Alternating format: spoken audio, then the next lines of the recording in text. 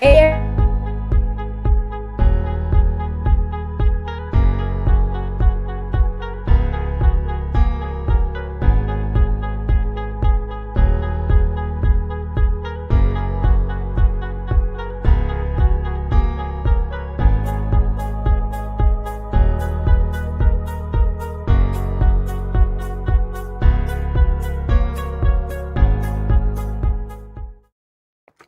hey everyone, welcome to today's episode of Jump In With Jumi here on the blackdoctor.org platform. Today we are talking about mental health, minorities, and mainstream media. I am your host, Jumi Aluko, and I'm so excited that you're here because we're about to have a fabulous conversation. We all know that mental health is one of those topics that is uncomfortable to talk about, but it's so necessary to have these conversations. According to the National Institute on Minority Health and Health Disparities, African Americans are 20% more likely to suffer from severe psychological distress than white people.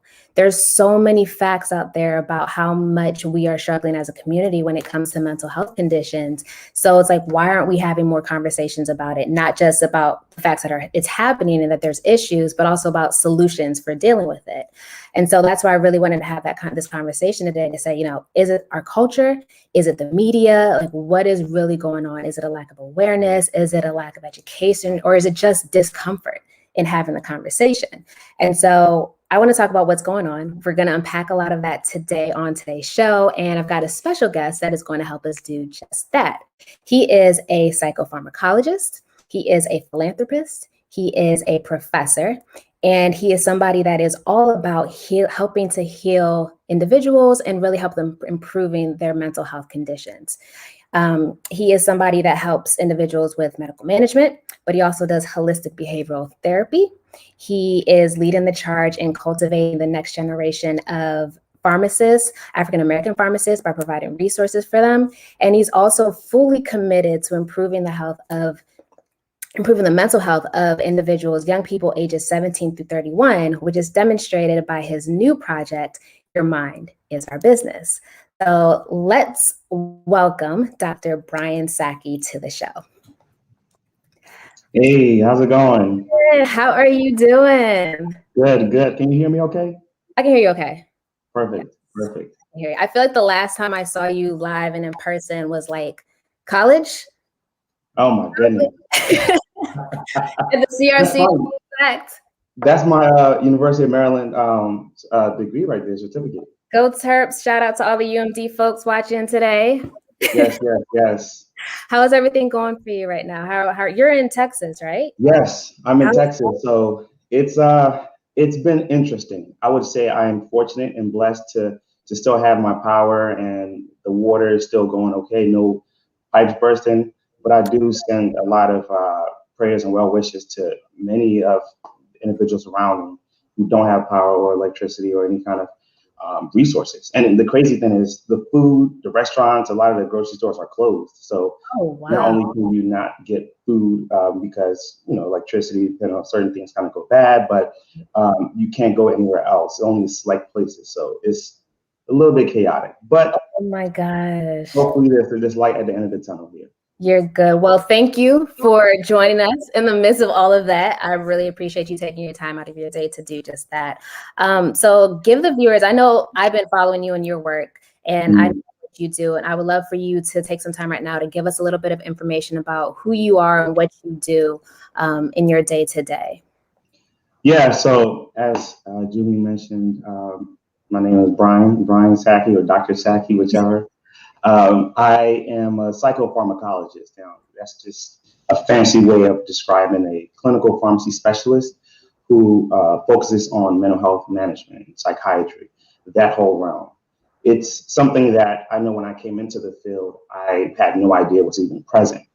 I had to sort of dig and talk to different mentors and really explore the field in the area that Normalizing pharmacist.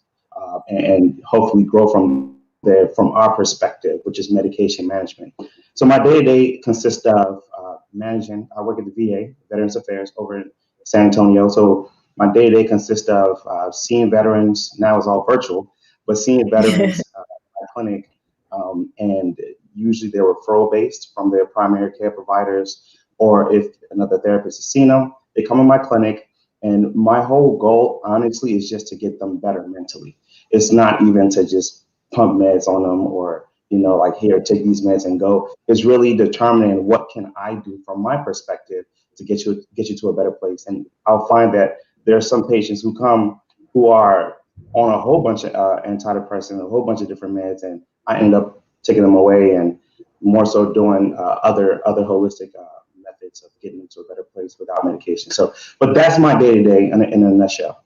Okay. And I know you've got a bunch of other projects that you're working on, a couple other projects that you're working on. We'll get into that. But I wanted to kind of jump off with, what has really inspired you to become such an advocate for the minority community, specifically when it comes to mental health? Like, what have you seen in your day-to-day that has been like, you know what, I need to focus a little bit, like I want to focus a lot more on that? Yeah, it's an interesting question for me because I never got into school wanting to be a psychiatrist or mental health provider at all. It's something that was way out of my radar. What I think mental health did for me, or how it sort of took over my life, was based off of personal experiences. So not me directly, mainly people around me and some of the things that I've observed in my community. So I'm African from Ghana. And we have Nigeria here as well. So, and Jumi, let me know if you experience this as well. But what happens whenever you bring up anything about depression or mental health to your family members? Just go pray about it. Go pray about it. Go pray. Exactly. Or, oh, like that's the demon. Like, come on, like go pray about it. And so it was often neglected. But we're seeing a lot of people, African Americans, minorities, who are taught to carry the burdens of of society, of life, and that meant holding a mental stability or having a strength of holding everything in. So this ends up, it's like pressure, right? It's like pipes. You have a whole bunch of pressure is going to burst, and this ends up causing a lot of unfortunate events that I witnessed as I was going through my own matriculation into pharmacy. Not to make it sad, but one of the hallmark or major marquee moment was actually in undergrad. Right after I graduated, we were still working with this. Now, when I say we, I used to be in a band. Jimmy, I know you remember that. Oh, wow. So we were working with a videographer at the University of Maryland, and she, great young lady, she had bipolar. And so she used to kind of describe that to me, like, this is what it is, and this is what I'm experiencing. For me, I'm like, I don't know much about it. I'm possibly going to learn more about it in school, but I just don't know too much. But unfortunately, she committed suicide, or passed away from suicide is a more appropriate way to say it. And that honestly spoke a lot to me, because it was the first time I had a true one-on-one discussion or just a conversation about mental health in the Black community, and seeing the outcome of it when it wasn't treated, because she would often just sort of neglect taking medications and so forth. So that always stuck with me. And it wasn't until I got through sort of the tail end of my career where anytime I encountered mental health environments or any patient with mental health related concerns, it felt like I was at home, like I was doing something else impactful. It wasn't like I woke up. It didn't feel like I woke up and went to work. It felt like I'm waking up and fulfilling my purpose, my passion. Especially whenever I spoke to my minority patients, it always felt like I was connected to them, with them at a degree that it felt like they probably haven't received, with the care that they have. So that, I think, all those experiences is what pushed me to ultimately say, oh, you know what, this is where I'm supposed to be, and I've enjoyed it since. So you mentioned something with with the young lady and like the lack not being treated for it. And so I know part of it is, there's the non-medical side where you're just talk therapy, where you're going to see a psychologist and they're not treating you. But then there's also the part where you've done that and then you want to, or you feel like you probably need something more. So it's a medical side, which is what you are really involved in. How can you have those conversations with people who are hesitant to get treatment that involves the medicine, because nobody wants to get dependent on it? No one wants to feel a certain way. Like, How do you create those conversations, and what safe spaces are there for people to have those conversations about it? For sure. This is a difficult component of mental health treatment that I truly believe is starting to shift. Yes, I It's love going to that. take a community effort, right? Because a lot of times in the Black community, we tend to we heal as a community, right? We Mhm. rely on each other to heal versus an outside source. And when I say that, I mean anyone that doesn't feel like a family member or anyone that doesn't feel like part of your community is hard to trust. And we've had numerous historical events like Tuskegee experiments that would support this notion or this approach. In fact, I actually had my last patient today was an African American individual, and the first question she asked me when I mentioned like, "Hey, you may benefit from some kind of medication therapy," she was like, "Well, am I going to get hooked on it? Am I going to be dependent on it?" It's a very common question. I would say, anecdotally, a lot of my Black patients they tend to at least express that fear at a higher rate than some of my other white races or other counterparts. What I would say is, first, we as a community, we have to get comfortable with talking about our mental health. We have to be able to understand that mental health is just like another condition similar to other medical conditions, right? This is just involving your brain and the chemicals involved in your brain. And granted, if you go deeper, there's a lot of, just the ways that our minds are operating has shifted. And so I always give the example, if you break your leg, you're not going to try to walk it off, right? You're going to go and try to seek help because at that point, you can't function to the same level that you normally function. When you break your leg, your family members and your friends, they can see that your leg is broken. So they're not going to ask you to go get something from the grocery store or let's go for a run. They can understand why you wouldn't want to go. With mental health, you can't see it.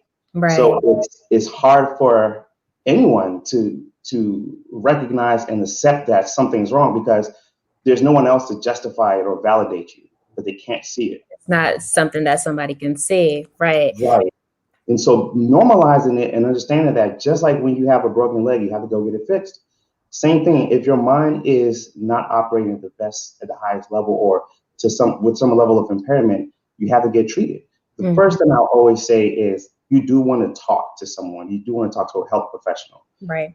I don't really believe in strictly just jumping into medications unless it's a emergency situation. But I always recommend just to start that conversation and then work your way to that point where if medications is necessary, then go ahead and have that discussion. But start by talking. Let's, as a community, normalize what mental health is. So there's a couple things I want to jump off from that. Okay, I'll start with this. With normalizing it with the conversation, getting the community comfortable with it. We're seeing in the media now that there's some celebrities that are becoming very open about it. Taraji P. Henson has, over the past couple of years been very vocal about her struggles with mental health, her family history with mental health. I mean, there was a recent article that said that she contemplated suicide over the past year during the pandemic. We've seen Charlamagne the God come out and talk about his mental health struggles with anxiety.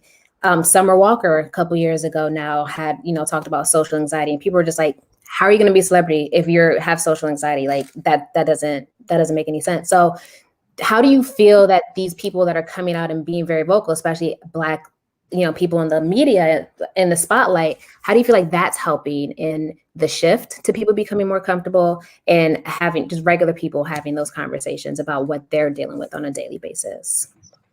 It's an interesting dynamic. And to your point, normalizing the conversation is starting to shift. And it is the first step for us to heal. I love the fact that as a community, we're being more expressive about how we feel. Because like I mentioned earlier, for a long time, it's regarded to be a sign of weakness when you talk about your emotions, especially for men. And I tell you right now, majority of my male patients, they come to me when they're in their late 60s because they've tried to deal with it all their lives. And then finally they're like, okay. So question about So that though. You got a yeah, very tight network of guy friends. How do you yeah, have that conversation? Do you have that conversation with them now about like, yo, y'all need to be a little more open about your emotional state? Like, yeah. are I you an do it. advocate for that now? It's man. I do it in the most casual, cool way, but I like to have it in a very personable, conversational manner. Like it's just like it's nothing. Man, I was feeling depressed the other day. Like I was really down. I couldn't function. I couldn't do anything. And by talking like that, Mhm. right? Like I didn't pull him to the side and say, "Hey, let me tell you about something secret." Like Yeah. remember that party I couldn't go to? Like I don't do that. It's like we just got done Part of hooping and conversation. like, bro, I was depressed yesterday. And Mm, that was that. You know what I mean? mm. And by normalizing it, I have noticed my group of guy friends, they feel comfortable talking about it. It's not Oh, like it's just like, oh, I had a headache yesterday. It becomes that, that normal. So express yourself in that manner, and it doesn't when you are able to talk about it in that way. It's the same way as if you tell your homeboy, I got a headache, I can't function. They're not gonna be like you're weak. Well, it depends on who you're talking to. So suck it up. But they were like, oh, okay, that's cool. Take it easy. So right.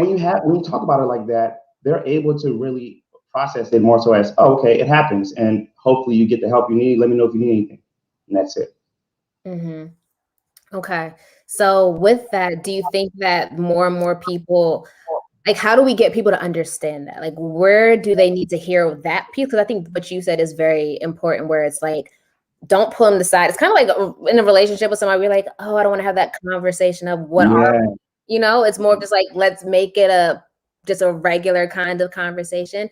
How do you get absolutely. people to understand that and to work that as part of their daily narrative with conversations with friends and family? It it's an interesting question because I would say in my circle of friends, it's easy to break that barrier because they trust me. A lot of this comes down to trust, honestly, and in some ways, people that you respect.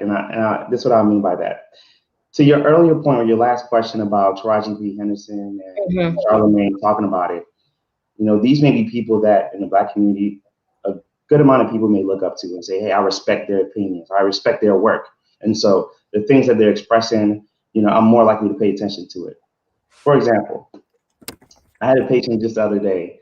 I was recommending for them to try melatonin for sleep, and I told them it's naturally occurring in your body, and it's if you want to go the more natural route to give you something to help you sleep, I recommend melatonin.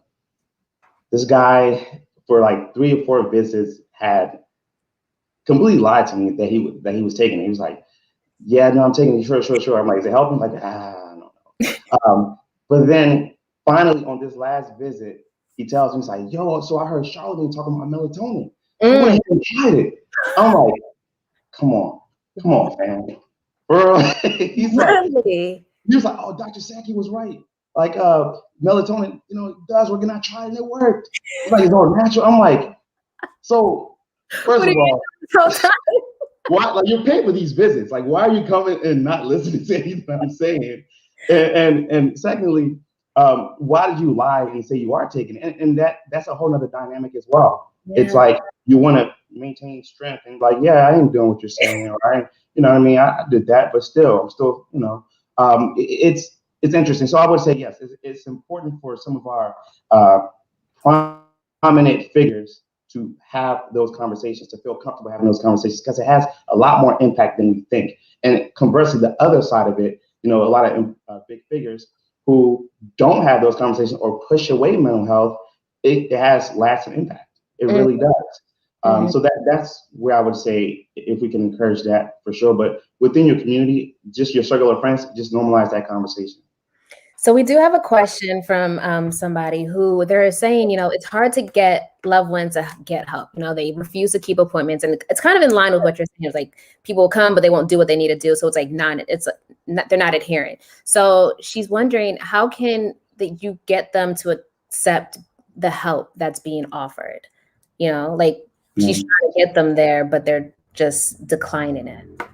Yeah, it's a tough one. I always say that The toughest part is getting started. That's the toughest part, you know. Acknowledging that something is wrong and then getting started is probably one of the hardest parts. Once you're in there and if you have good providers, you can maintain. There's a tactic that we use in our training and to kind of give a better clarity of like holistic counseling. It's more so saying your whole body holistic and how can I provide counsel on various ways that you can heal, right, from various angles. And we do this whole thing called behavioral activation and giving small steps that you can do to hopefully get to the goal that you want to get to. So another tactic we use is motivational interview. A motivational interview is essentially a process whereby we're trying to help you internally want to do something for yourself, right? Rather than me telling you what to do, I want to help in a way convince you to understand why you need to do it so that you can do it for your own benefit. And you don't have to know the full details of that concept to be able to practice that at home or with your friends.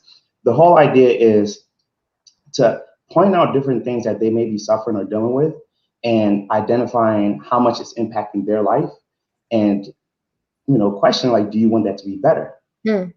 By internally resolving to that point, it feels like they're going because they want to heal, or they're going to the doctor or seeking help because they want to ultimately get better, versus I'm doing it because this person told me to do it, right? Because even with that approach, they're going to be reluctant and they may, you know, lightly engage in care and then walk out.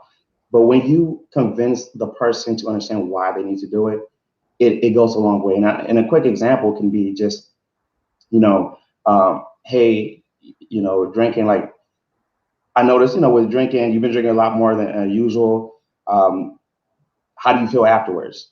I feel really bad. Like, man, like, it sucks, right? Because you barely get any work done the next day. Same way whenever, you know, if I get a hangover, I can't get my work done. Wow. Like, yeah, like, you know, and you start talking like, what are some things that you've probably been holding off for a while? It's like, I've been wanting to open a business. So it's like, yeah, man, I think that's great. Like, you definitely have the opportunity to do so, especially with the pandemic going on. Like, this is opportunity to kind of get going.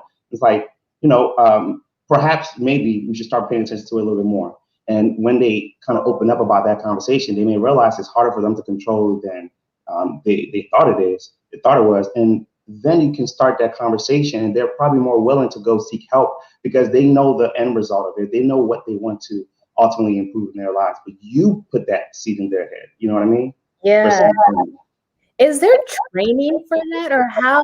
This is the first time I've heard that when it comes to this kind of conversation. But how is somebody going to know that if they're not on this conversation that we're having right now? How are they going to know that's how to approach somebody?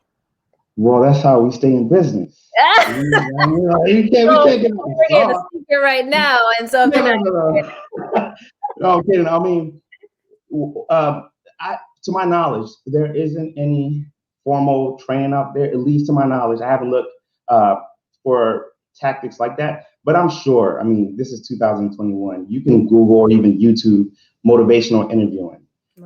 What I would say though is this is intended for health professionals.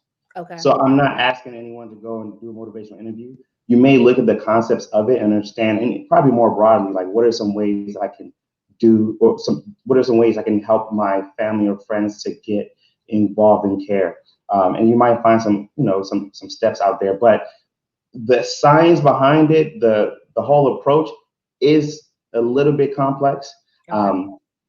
But what I would also say is this is something that I think everyone should do. Get a therapist, right? Regardless of how you feel, get a therapist. I always call it like a maintenance check, right? You have your primary care provider, your doctor, who you go see every 6 months or so forth. Like, everything good, checks out. All right, fine. Now, why don't we get someone to check out our minds every so often, right? Like, is everything checking out? I guess the question is, though, is it easier to say like, yes, I need to do that, than it is to actually find that person that could help you? That is another piece. There's a lot of data out there that shows the dearth and really minute number of minorities in the field of mental health. Like, I think the last number I saw back in 2018 was like less than 10% are minorities in mental health field. And it is difficult, but there has been special attention being made towards increasing cultural competency, right? So even if you don't have the amount of minorities or Black individuals in this field, let's help to educate those who are here to better understand what Black people go through so we can break that barrier a little bit better. But also, I think I've seen a concerted effort by minorities who are in the field advocating for others to get in the field.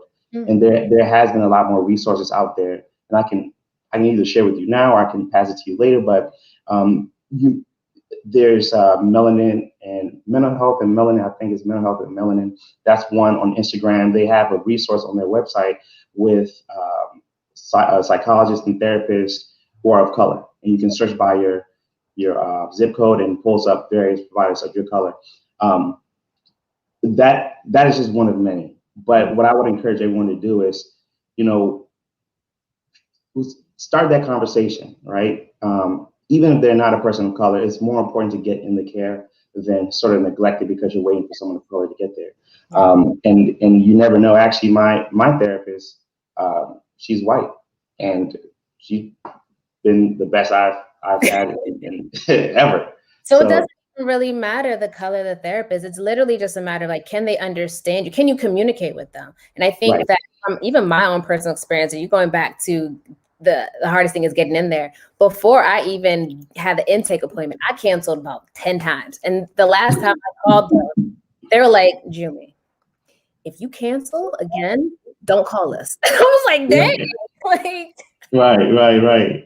So I was lucky that I was just like, I really do need this help. Let me go in and get it. But it is really, really difficult. And I was blessed to get a Black therapist. But since then, I've had non-Black therapists. And I think the thing is, it's just being comfortable having the conversation about what is really going on and not seeing them as a color, not trying to see them as part of your community, but rather as somebody who's trying to help you get through all the trauma that you've been dealing with.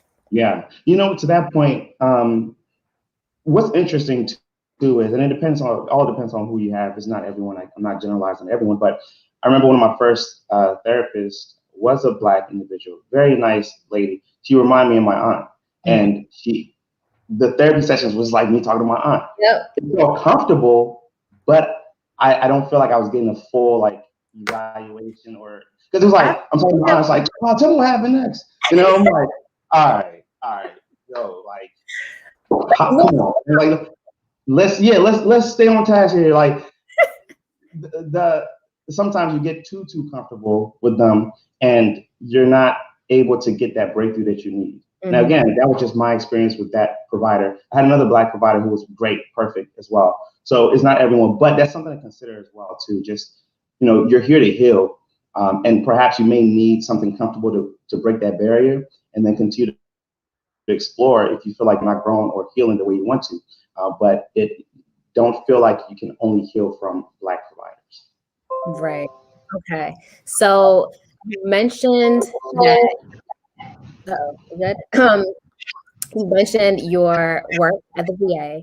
We've talked about the way that you do holistic behavioral counseling and medical management or medicine management. I want to talk a little bit more about now your focus on the younger population, because the VA is obviously veterans and probably a lot of older people, and so you're kind of turning to people that are our age. Tell us more about what is it that you're trying to do with them. What is your goal with the younger population? Is it to just completely break that stigma that you can't go to therapy, you have to stay strong, this, that, and the other? Like, what is your goal with your project? Tell us about it.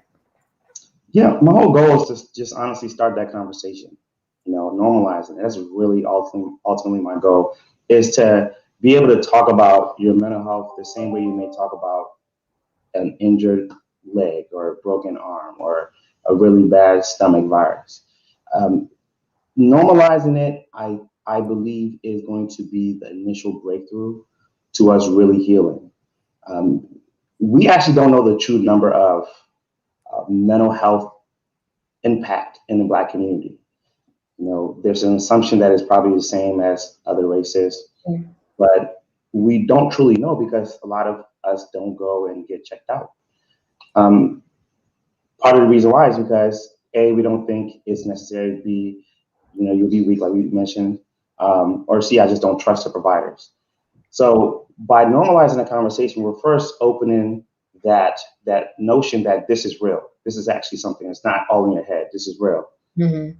And then once you know that something is real, like again, I'm going to keep pointing back to that broken leg because it's very visceral. Right? It's a great visual. Yeah. Yeah. Someone's telling you like, so it's just like normalizing conversation. Like, hey, your leg is broken. Like you've been limping for like 3 years, fam. It's broken. What would you mean? I'm good. Like, no, it's broken. It's like, okay, it is broken. And then now you know that your leg is broken. You're not going to continue limping. You're not going to just let it sit. You're going to now like, all right, I got to fix it. I got to fix it. Oh, how do I fix it? Which surgeon do I trust? What kind of therapies should I be using? I don't want to do this type of surgery where they're going to go wrap around my back, my thigh and cut this out. No, I don't want none of that. I just want to chill, simple. So you're having those conversations. Now you're like, okay, well, how am I going to get healed? And that's the next step. So with Your Mind Is Our Business, and this shirt, this is actually. I see it. I saw your mind. Wait, where's my shirt? It's in the mail. Pandemic snail mail. Got it. Pandemic, yeah, exactly. Pandemic. So it says like mind your business in the front purposely, and the back says your mind is our business. Okay. And I like this shirt because I have a lot of people often stop me and say, haha, I like this shirt, mind your business. That's what I tell people to do. I'm like, but wait, your mind is my business. And they're like, oh, okay. And then they get uncomfortable. They get uncomfortable, but we start that conversation. Sometimes it just needs to be brought up in whatever way, shape, or form, and the conversation starts. Mm-hmm. But what I also want to do is, because from my specialty, I'm a psychopharmacologist, I want to be able to educate a little bit more and provide counseling and a little bit more of a comfort when it comes to medication use. Understanding, hey, not all of them are bad. These are certain ones that you should probably watch out for. If you're taking this, don't take this, don't mix it with this. This is what you're expected to feel. And I think that's a focus that perhaps sometimes is ignored. The reason why I say that is this. A lot of people, when they go into therapy, you're seeing your therapist, but you may get your medications from, say, your doctor, your primary care provider, right? You're like, oh, let's start you on Lexapro. You may not be following up with that doctor for like another year, 6 months. You may have a lot of questions about it or a lot of fears behind it. And like, all right, I'm not taking this. But that could be the gateway for you to get better. So my whole goal is to be able to educate and provide a little bit more comfort in that area. And also, try to mitigate the use of unnecessary medications. I think I've seen a lot of providers, not a lot, I would say some providers who just, here, take this, and this. Like, no, like I want to empower each other. Is it happening at a younger age where they're just doing those prescriptions instead of encouraging the conversations? Well, see, that's a deep conversation, Junior. You just stumbled upon a deep conversation. I mean, we hit. Now we're talking about the cultural piece of it, right? You have folks going in and trying to get prescriptions for Zen bars, because you heard it in the song, and Percocets, codeine, and so forth.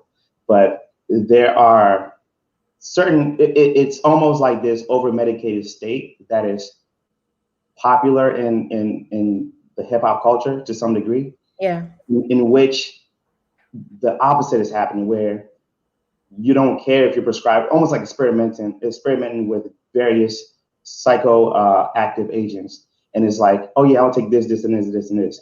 I see a lot of young patients or young clients who were prescribed like Xanax and, Valium and so forth.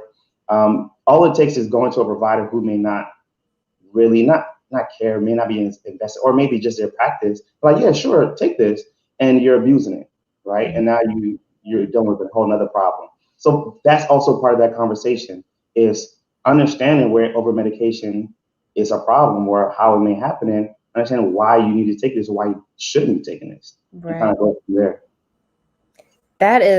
That's scary, but you do know that it's a problem. Like we've seen news stories about, doctors prescribing things just because they can do it. And I think what I really appreciate about what you're doing with the younger population now, or the project that you're embarking on, is you're really taking that holistic behavioral piece that you do and you're incorporating and say, listen, I understand the medicine, but let's talk about everything else happening in your day to day, because 17 to 31-year-olds, that is a rough time period. Oh, yeah. Like, oh my gosh. Rough. Just getting out of that time period, and I'm like, oh, thank God. Like, who am I? Like, my life is a lie. Yeah, it's rough. Yes. So do you feel like, though, with each one of like we're certain age groups within that period that you'll be focusing on different aspects, or how do you really foresee yourself positioning the project and the people? Yeah, so it could be kind of broken down to age groups, but I would say it's very individualized. Okay. There's a basic level of care that I would advocate for everyone, Okay. which is how can you heal yourself, right? You kind of touched on a few of those things. Before any of my visits with any one of my clients, veterans, and so forth, I always ask, what are you doing to heal yourself? What are some things you're doing your day to day? Are you exercising? What does your diet look like? How's your sleep pattern? What kind of environment do you have? Are you using certain things as coping mechanisms that are unhealthy in the long run? Those conversations helps to solve a lot before even thinking about medications. And when we advocate those things, and given the reason why we're advocating, we start to get to a better place before even having to use some of the more heavier methods. So I'll give you an example, or a bit of a clinical pearl. Exercise, and what do you feel like? What are some benefits for exercise? Because you were actually a kinesics major, right? Yes. Educate us. What would you say are some of the benefits for exercising? I mean, exercise just really helps you. It clears your mind. It helps, it raises your endorphin levels. It really gets you in a better space, ultimately. Yeah.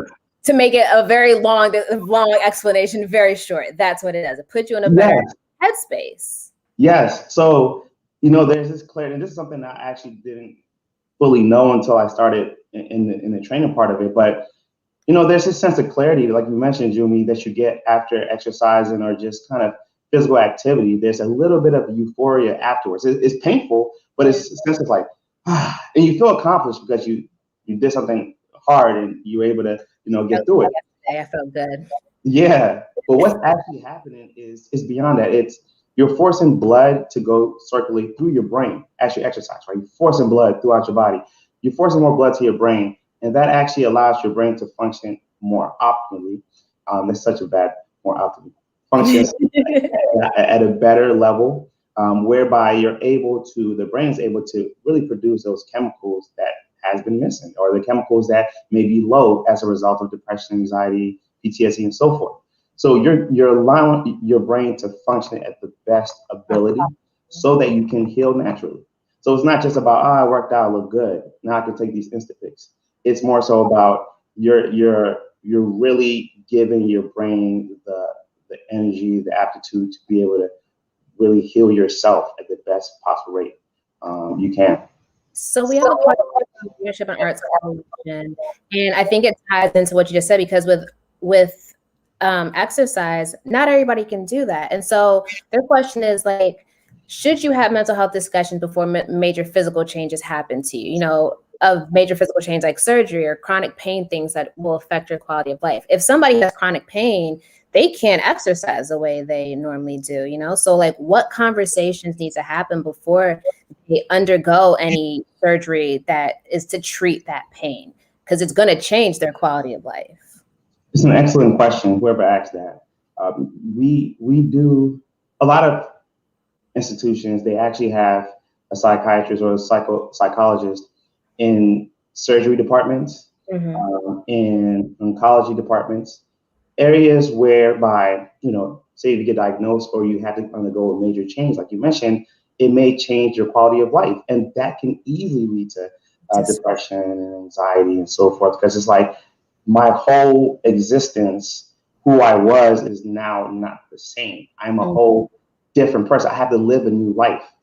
And it can be traumatic to some degree. It can be depressing. I know specifically for a lot of my veterans, especially those who did combat, a lot of your work is predicated on your physical abilities. And so when you get injured, you get your foot amputated, you're like, fall into a depression just off of that. Like, man, I used to be so physically fit. Now I can't do that. I can't even exercise.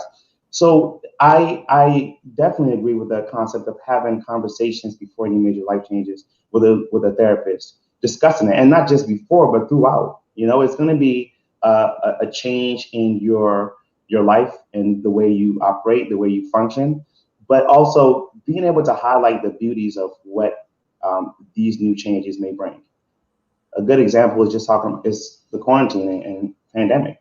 No one had the idea like, let's just all sit inside forever. For 12 months, yay! But there's a lot of beautiful things that came out from it, right? You're now recognizing the beauties of your new situation, and you're able to develop in areas that you never even thought you can develop. You probably neglected, a lot of creative areas that has been instilled in you, but it was just never explored. Like even doing this that we're doing now. That's very true. It probably would have never happened. We never, like, why are we video zooming or doing a video conference when I can just fly, we have a conversation, and I probably couldn't fly because I have patience. So we're opening up a lot of new doors, and that is the same kind of conversations you ought to have as you're healing through some of the changes you may be going through. I really do love that, and I appreciate that, because the pandemic has caused like an uproar in everybody's lives. Like, we are stressed, we are fed up, we are anxious, me and you included. Like, just a half. But it is so important to think about it from that glass half full mentality versus empty. Like, there's so much that has come out of this that there really is to be grateful for. But let's be real, not everybody has that ability to think from that perspective. Yeah, I was just gonna say that. So how do you help them get to that point? Like, where do you start? You literally cannot just be like, well, you should be grateful you're alive.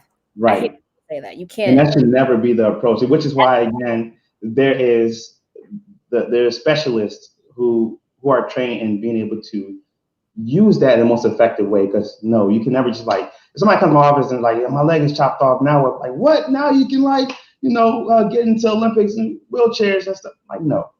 Or like, you have another leg, great. Like, what? Yeah, or comparing their struggle to another person's struggle. Yeah. We have to understand that this is a process, right? And it's not just simply telling them, hey, now pick up new hobbies. It's helping to explore things that they may love, that they may have neglected, or things that they may now get into. You kind of have to help, again, convince them, make them feel comfortable in this new environment. Not you telling them to feel comfortable, make them feel comfortable. So it's a very gradual process. A lot of times people think you go to one therapy session, you should be fixed. These are like 8 months, 2 years. Like, it can take a while to really get to where you need to get to. And each step, you may have 2 steps back, and that's very realistic. But you also have to understand that just because you took a step back doesn't mean you're not healing.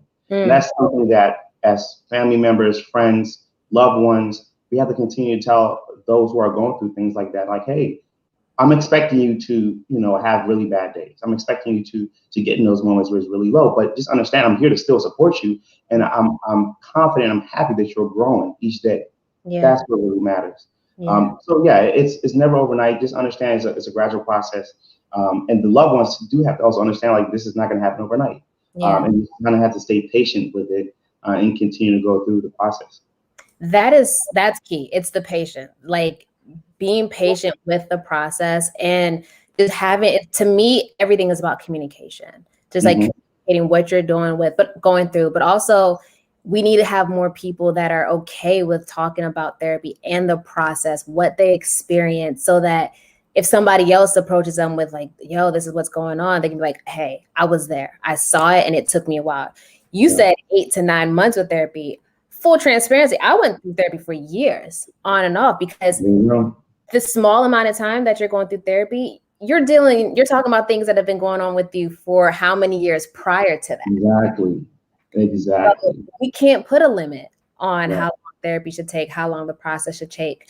And you shouldn't feel bad that if you go through regular therapy, then you have to get on medication, that there's anything wrong with you. Because like you said, that's all part of the process. Yeah. Again, broken leg. Yeah. You do surgery and they're like, you know what? You're going to need a leg brace for another 2 or 3 years.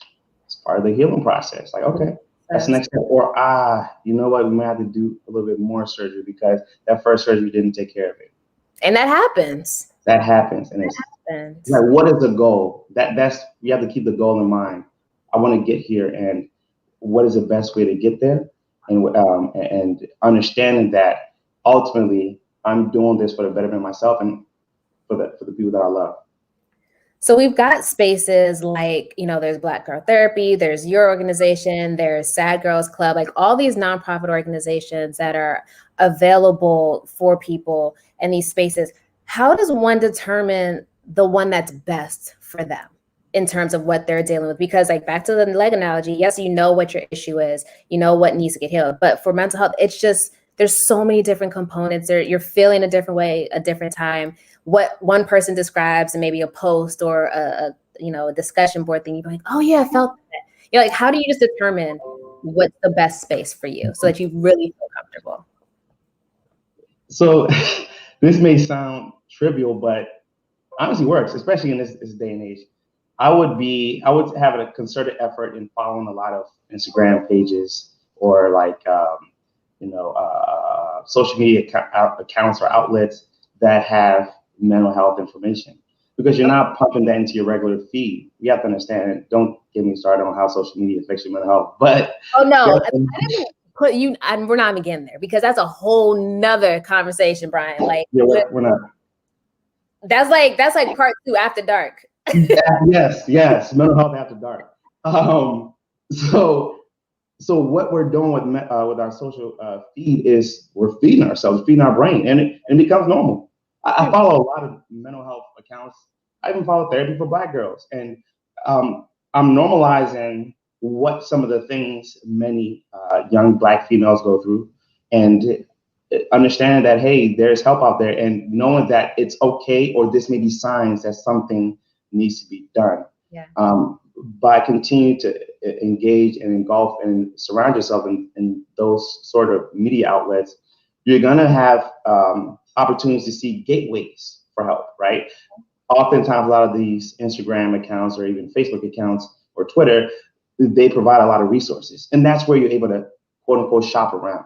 Okay. You're never going to find the perfect person right away. And the same thing, you're never going to find the perfect medication right away. Very true. Just to ask an aside, one of the fears of medications is that, it may affect me to a degree that I can never, function, or I may be addicted to it and so forth. We kind of talked about that. Yeah. The reality of the situation is the first med may not be the final med. It may be a situation whereby that just didn't work for you, but you have to maintain the confidence that you're going to finally get the one that is best for you. It's the same thing with seeking care and seeking your doctor. You're going to go to a doctor and you may find that, hey, we're not vibing, we're not healing. I'm not healing the way that I would want to heal, but that doesn't mean you stop. That doesn't mean all doctors are like this. Right. That doesn't mean all medications are going to be like this. This is where you have to continue to open your mind and say, hey, I just need to find the right fit. What we have to also consider too is this.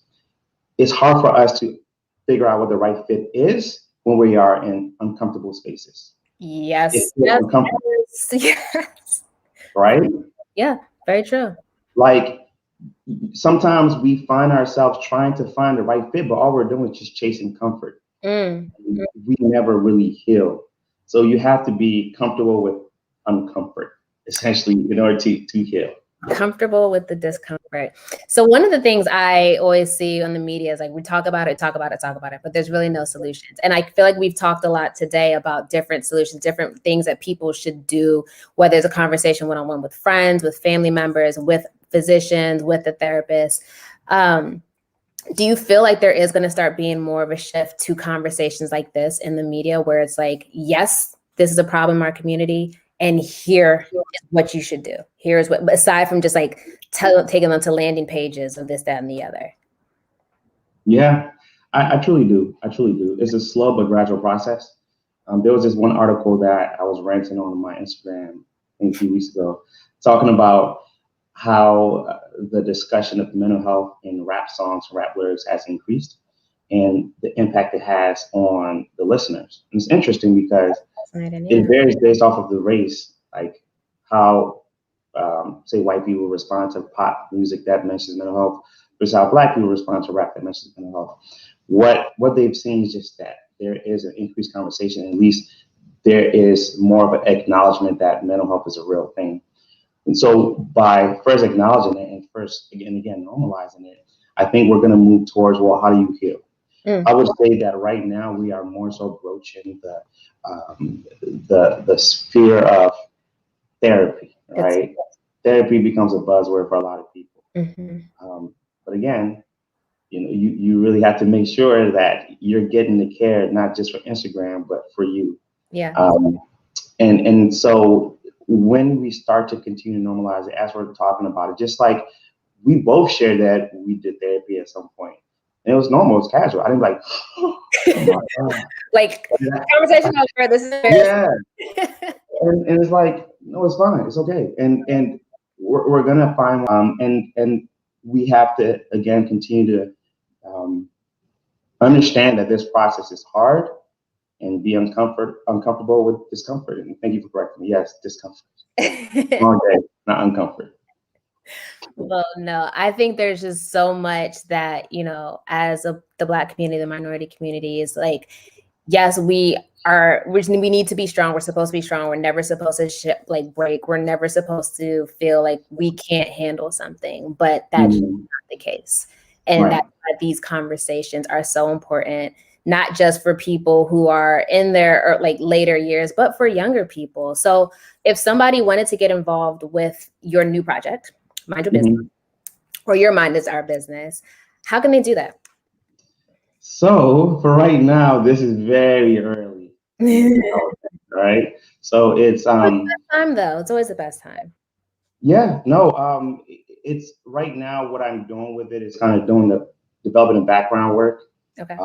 And as you know, this is also kind of another plug too, but Pharmacy Initiative Leaders, Pills. Yes. That is my main nonprofit organization, and that's targeted towards developing and grooming and helping for underserved communities who may be interested in that field, ultimately developing leaders. And so whether you are in that field or you just want to grow as a leader in the medical field, we provide a lot of resources for that. And I bring that up because, and it's Pills Connect, whatever, Facebook, Instagram, Twitter. I bring that up because some of the things that I do on my own venture, like things like this, I tend to pump it through Pills and use that as a platform.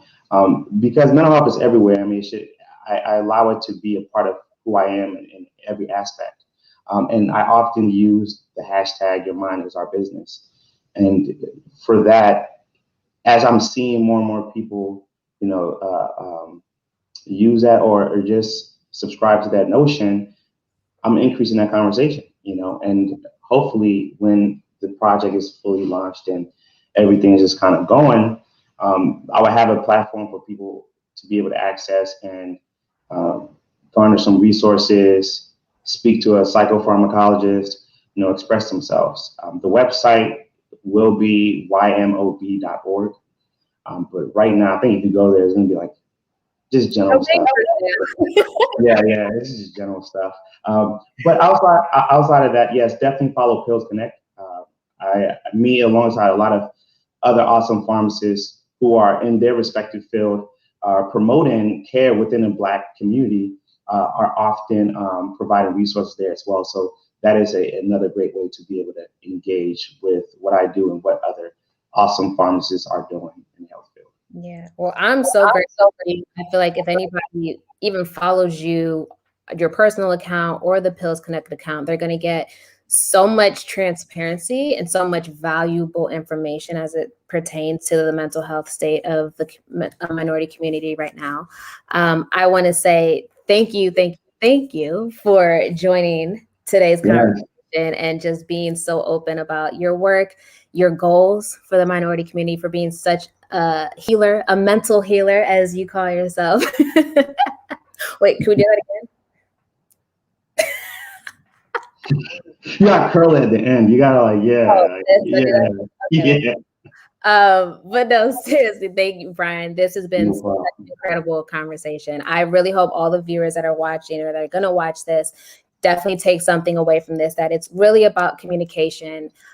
It's really about trusting that it's a process. It's not anything that's going to change overnight that we want it to, but just trust that regardless of the steps you're going through, taking that first step to having the intake appointments, having the conversations with your friends and family, like they're all there to support you. So there's tons of resources out there for you to check out. I know that there's blackdoctor.org that has a ton of resources out there. There's also Culturally Competent Doctor. There's all the National Institute of Minority Health and Health Disparities. They've got a lot of resources for people. So luckily the internet is not dearth for resources, but just be careful with the ones that you do decide to, lock in on. Because like Dr. Saki said, you can't feel comfortable if you're not in a safe space. Yep.